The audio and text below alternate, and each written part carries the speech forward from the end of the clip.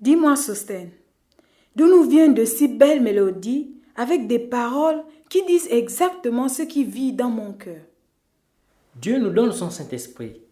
Et ce Saint-Esprit qui connaît le cœur du Père nous aide à nous exprimer devant lui pour lui dire les sentiments les plus profonds de notre cœur. C'est vrai. En nous donnant la musique, Dieu nous a fait là un beau cadeau. Elle m'aide vraiment à dire à mon Dieu ce que j'ai au-dedans de moi. Peut-on reprendre ce chant?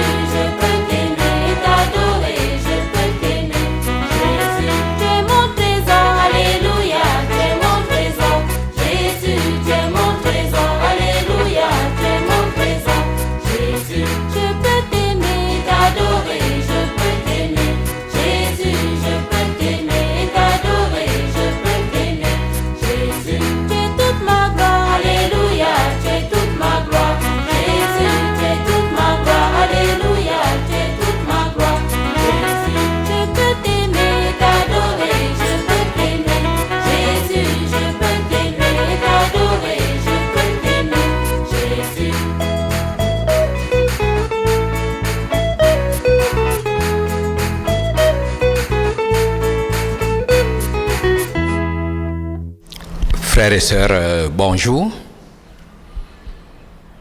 C'est toujours un privilège de pouvoir me retrouver de nouveau devant vous pour partager ces quelques passages aujourd'hui.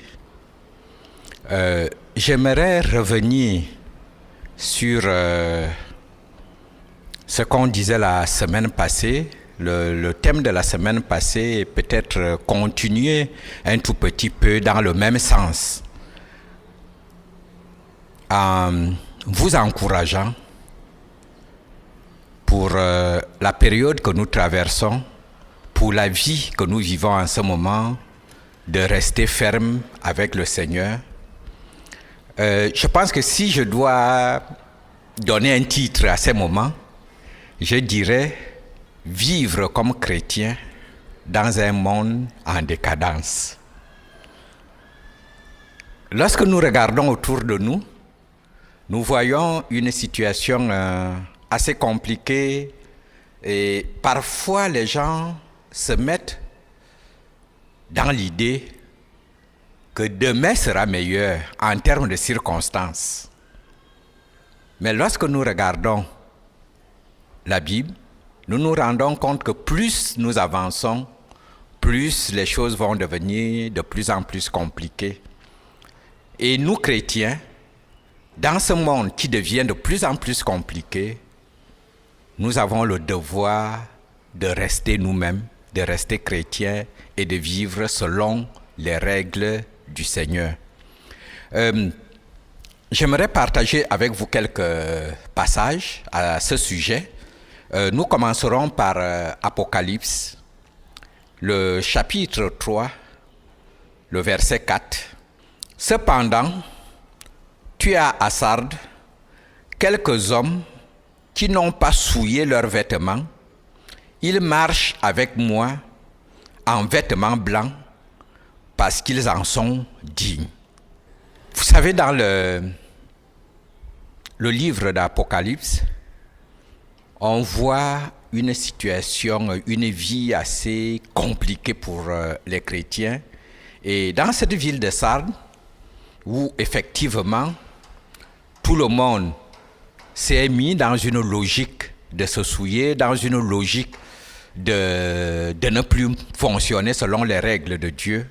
Et ce qui est intéressant, c'est que dans cette ville, nous dit ici, il y a quelques hommes qui n'ont pas souillé leurs vêtements, qui marchent avec le Seigneur, vêtus de vêtements blancs, parce qu'ils sont dignes. Oui, dans les moments les plus compliqués, dans les moments les plus durs, dans les moments où la sueur envahit tout, il doit toujours y avoir des hommes et des femmes qui marchent avec le Seigneur, qui restent attachés, qui ne faiblissent pas parce que, autour de nous, les autres, non. Et je crois que ce message est vraiment pour nous, pour la période que nous sommes en train de traverser et pour l'avenir. De rester ferme, de ne pas se souiller, parce que tout est souillé autour de nous. Non, de ne pas se souiller, de rester ferme. De marcher avec le Seigneur. Au moment où tout le monde dénigre Dieu, tout le monde essaie de faire selon sa tête, selon ce qu'il pense. Non, en ce moment-là, marcher avec Dieu devient la règle pour le chrétien. Tu seras forcément à contre-courant. Au niveau de ton église, parfois, au niveau de ton travail, au niveau de ta famille, au niveau de ton école, dans ton environnement, les gens trouveront que, mais pourquoi lui, il est toujours comme ça? Non, reste comme ça, reste attaché au Seigneur. Un peu plus loin, toujours dans Apocalypse, au chapitre 7, le verset 9, « Après cela, je regardais, et voici il y avait une grande foule que personne ne pouvait compter, de toute nation, de toute tribu, de tout peuple et de toute langue. Ils se tenaient devant le trône et devant l'agneau, revêtus de robes blanches et des palmes dans les mains. Oui, en fait, ce qu'il faut que tu saches, c'est que tu n'es pas seul. Tu n'es pas du tout seul. Il y a d'autres frères, il y a d'autres sœurs qui sont comme toi. Et ça doit t'encourager. Ça doit t'encourager. Tu n'es pas seul. Il y a un peuple nombreux qu'on ne peut même pas compter. Ils sont de toute nation, de toute tribu, de tout peuple et de toute langue. Des hommes et des femmes qui se tiennent devant le trône de l'agneau. Se tiennent devant le trône de l'agneau, revêtus de robes blanches. Nous verrons un peu plus loin ce que ça veut dire. Ils sont revêtus. Ils sont revêtus de la vie du Seigneur. Ils ont le droit d'être là, devant le trône de l'agneau. Reste devant le trône, avec tes frères, avec tes sœurs, quelles que soient les circonstances. Dans la suite de ce passage en Apocalypse 7, du verset 12 au verset 14, la louange, la gloire, la sagesse, l'action de grâce, l'honneur, la puissance et la force soient à notre Dieu au siècle des siècles. Amen. Et l'un des vieillards prit la parole et me dit, ceux qui sont revêtus de robes blanches, qui sont-ils? Et d'où sont-ils venus? Je lui dis, mon Seigneur, tu sais. Et il me dit, ce sont ceux qui viennent de la grande tribulation. Ils ont lavé leurs robes et ils les ont blanchis dans le sang de l'agneau. Ce peuple qu'on ne peut pas compter, de toute nation, de toute tribu, de tout peuple et de toute langue. Ces gens ont quelque chose de spécifique.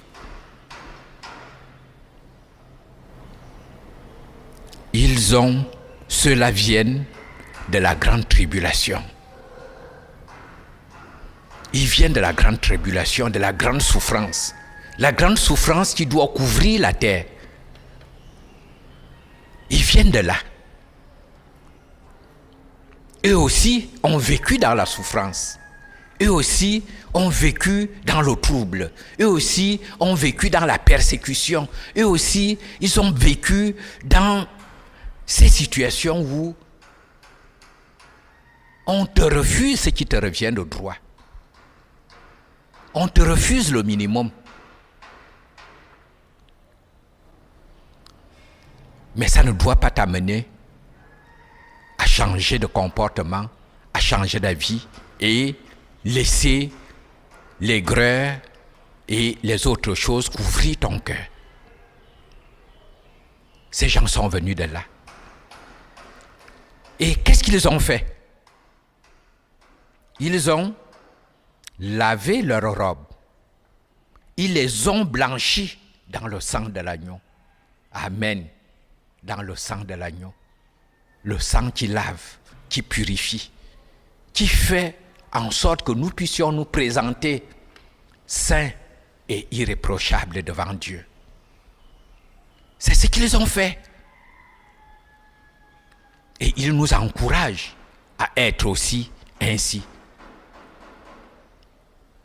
Des hommes et des femmes qui, malgré la tribulation, malgré les difficultés, malgré le déniement, malgré tout ce qui peut se passer, restent debout, continuent à servir leur Dieu, continuent à être justes dans un monde injuste,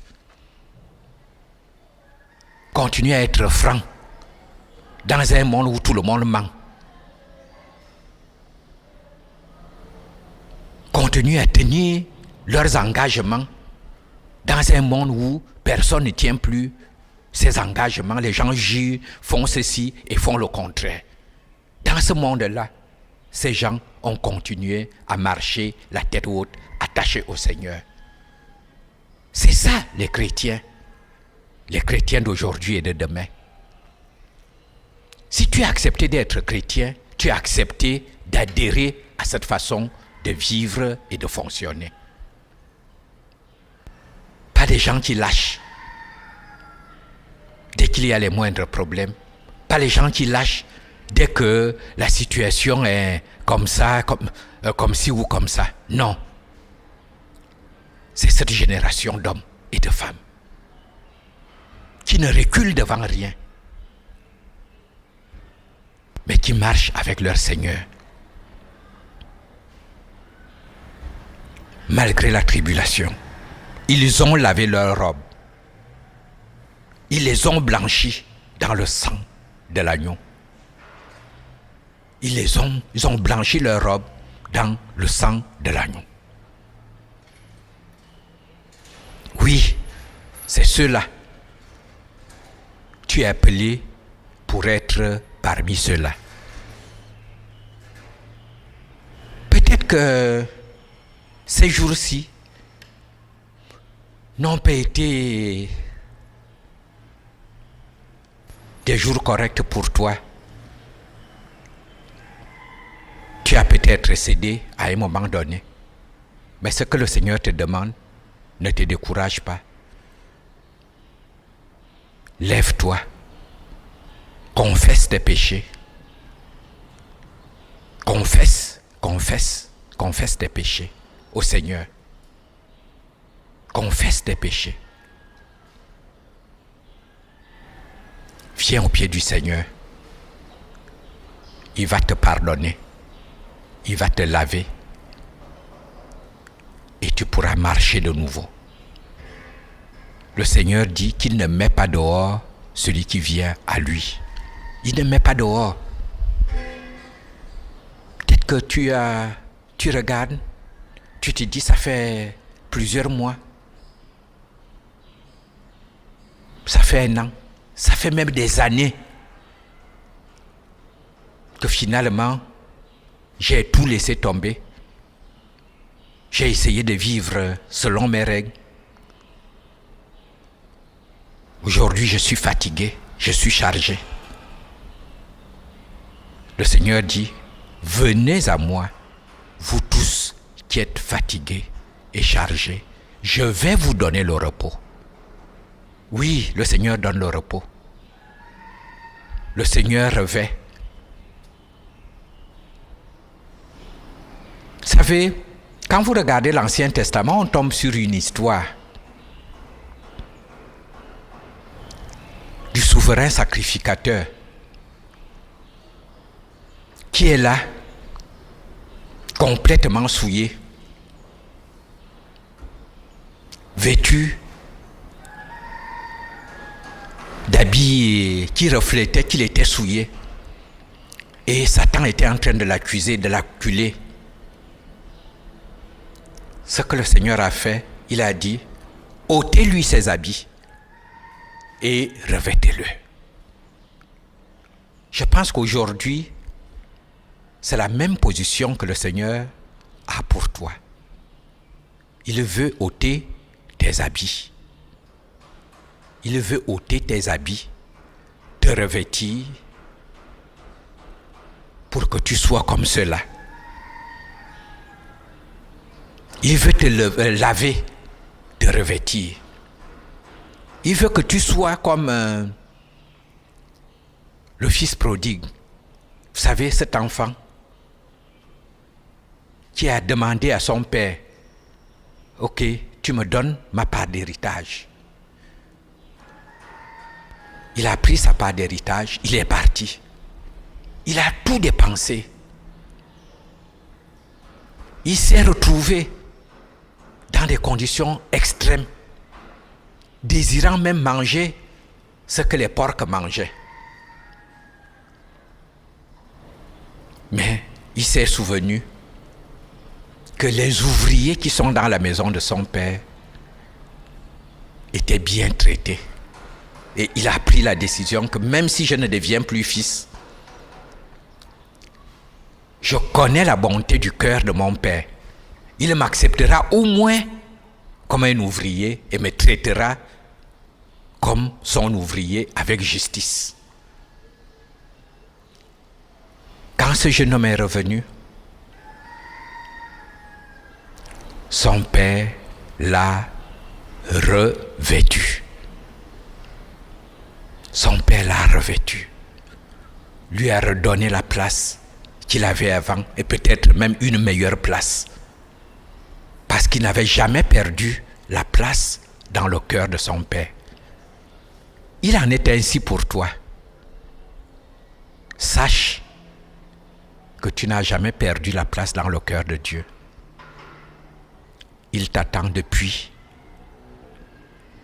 Tu tournes depuis des années, tu tournes depuis des mois.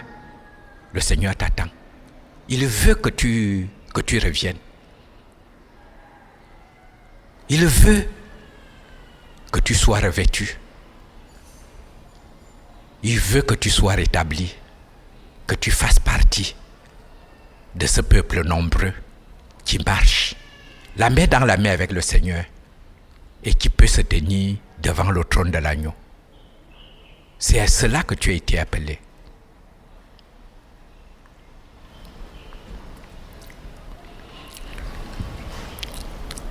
Toujours dans Apocalypse, lorsqu'on va plus loin, Apocalypse 19, du verset 7 jusqu'au verset 9, « Réjouissons-nous et soyons dans l'allégresse et donnons-lui gloire, car les noces de l'agneau sont venues et son époux s'est préparé.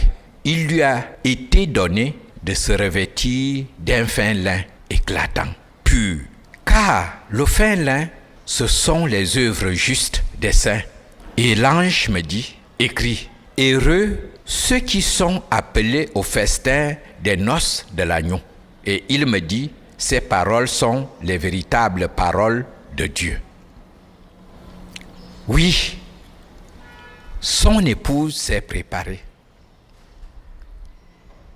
Frères et sœurs, retenons que ce que nous sommes en train de faire en ce moment, ce que nous ferons les jours à venir, c'est une préparation. Nous sommes en train de nous préparer. Le Seigneur veut que son Église, son épouse, soit prête. Soit prête pour être à sa rencontre. Soit prête pour vivre éternellement avec lui. Il les a revêtus. Il leur a donné quoi? Il leur a été donné de se revêtir d'un fin lin éclatant. Et on nous explique que le fin lin là, ce sont les œuvres justes des saints. Les saints, la parole de Dieu nous explique que Dieu a préparé d'avance de bonnes œuvres pour que nous les pratiquions. Il y a des choses que le Seigneur a préparées pour toi. C'est des fois tu es hésitant, tu sais clairement ce que le Seigneur te demande de faire. Fais-le. Ce que le Seigneur a préparé pour toi, fais-le. Fais-le promptement. Fais-le avec joie. Fais-le avec conscience. Fais-le avec détermination. Et continue. Continue à marcher avec lui. Continue dans ce qu'il t'a appelé. Applique-toi. Applique-toi de tout ton cœur, de toutes tes forces, à faire ce que le Seigneur t'a demandé de faire. Éloigne de ton cœur toute forme d'amertume. Éloigne de ton cœur toute forme de découragement. Éloigne de ton cœur toute forme de paresse. Continue avec le Seigneur dans ce qu'il a prévu pour toi. Dans le psaume 132, le verset 9, que tes sacrificateurs soient revêtus de justice et que tes fidèles poussent des cris de joie. Oui, toi sacrificateur de Dieu, toi chrétien, chrétienne, continue, sois revêtu de la justice de Dieu. Applique cette justice au quotidien. N'aie peur de rien. C'est que, des fois, nous savons ce qui est juste. Et on hésite de faire ce qui est juste, simplement parce qu'on a peur. On a peur du jugement des hommes. On a peur de perdre les privilèges. On a peur de perdre des amitiés. Mais il vaut mieux avoir l'amitié de Dieu. Et l'amitié de Dieu est pour ceux qui le craignent. Il vaut mieux avoir cette amitié-là. Si tu dois perdre l'amitié des hommes parce que tu fais ce qui est juste, ce n'est pas un problème. Mais fais ce qui est juste. Ton Seigneur te soutiendra. Le Seigneur Jésus-Christ se tient là et te soutiendra. Parce qu'il est ton Seigneur. Dans le livre d'Exode, le chapitre 15, le verset 26, nous lisons: « Si tu écoutes attentivement la voix de l'Éternel ton Dieu, si tu fais ce qui est droit à ses yeux, si tu prêtes l'oreille à ses commandements, et si tu observes toutes ses lois, je ne te frapperai d'aucune des maladies dont j'ai frappé les Égyptiens, car je suis l'Éternel qui guérit. » Écoute attentivement la voix de l'Éternel ton Dieu. C'est dans ce grand brouhaha, dans ce monde en décadence, on est facilement distrait. Écoute, écoute, écoute, écoute la voix de l'Éternel ton Dieu. Fais ce qui est droit aux yeux du Seigneur. Fais uniquement ce qui est droit aux yeux du Seigneur. Ce qui est droit aux yeux du Seigneur. Tu as forcément beaucoup de propositions, beaucoup de choses qui te sont demandées. Là où tu vis, là où tu travailles, à ton école, dans ton environnement. Écoute, fais ce qui est droit. Fais ce qui est juste. Prête l'oreille à ce que Dieu commande. Observe les lois de Dieu. Observe. Prends le temps. C'est comme ça que tu vas te fortifier. C'est comme ça que tu vas te nourrir de bonnes choses. Mais sache une chose, c'est l'Éternel qui guérit. Oui, c'est l'Éternel qui guérit. Il guérit de maladies physiques, de l'âme. C'est l'Éternel qui guérit. Et c'est devant lui que tu dois te présenter. Et nous allons terminer avec ce passage de Matthieu. Matthieu 28, le verset 18. Jésus s'étant approché, leur parla ainsi: « Tout pouvoir m'a été donné dans le ciel et sur la terre. » Le Seigneur dit qu'il détient aussi bien dans le ciel que sur la terre tout pouvoir. ça nous rassure, nous chrétiens, de savoir que c'est notre Seigneur qui détient tout pouvoir. Les hommes ne détiennent pas de pouvoir. Peuvent partager certaines choses, mais le vrai pouvoir, c'est le Seigneur qui le détient. Et c'est pour cela qu'en toutes circonstances, courons vers lui. Même quand le peu de pouvoir que l'homme peut détenir peut te menacer, sache qu'au-dessus de lui, il y a quelqu'un qui détient plus de pouvoir, notre Seigneur. Et c'est vers lui que nous devons aller. Prions.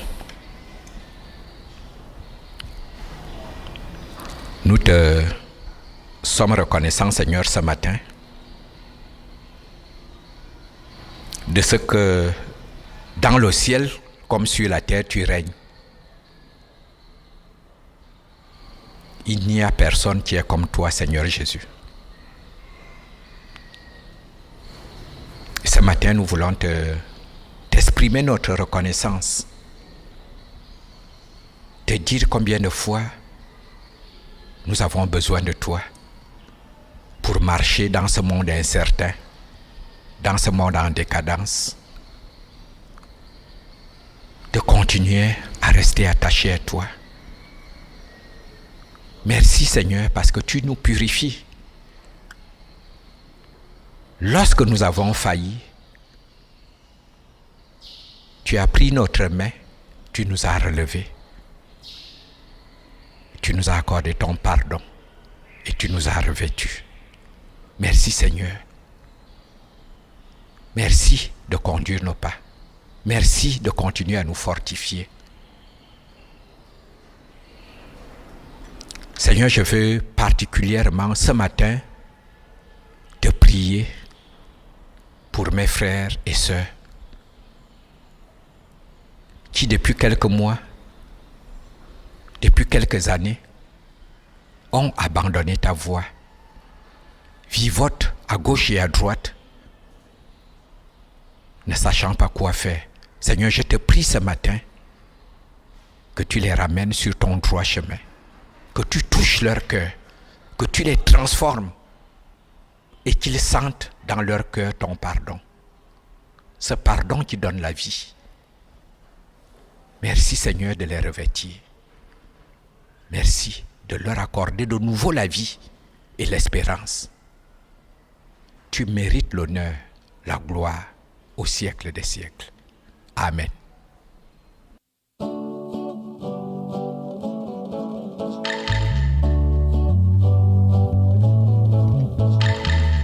Je veux toujours vivre pour ta gloire, ô Seigneur. Vois ta gloire éclater dans ma vie. Marcher avec toi, ma main dans ta main, mon cœur près de ton cœur. À chaque instant, vivre pour ta gloire, c'est ma destinée, la voie que mon cœur accepte de suivre avec joie. Vivre pour toi, Seigneur, toi mon bien-aimé, mon roi, qui sans cesse personne son image en moi.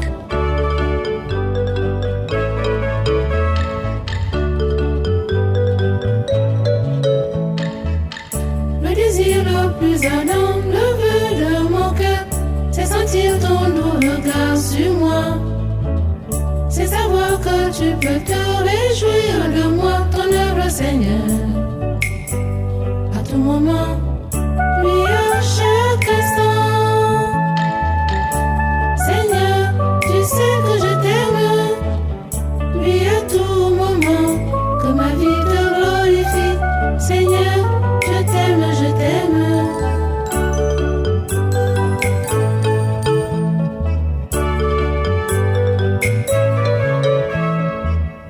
Le désir le plus ardent, le vœu de mon cœur, c'est sentir ton doux regard sur moi. C'est savoir que tu peux te réjouir de moi, ton œuvre, Seigneur. À tout moment, puis à chaque instant. Seigneur, tu sais que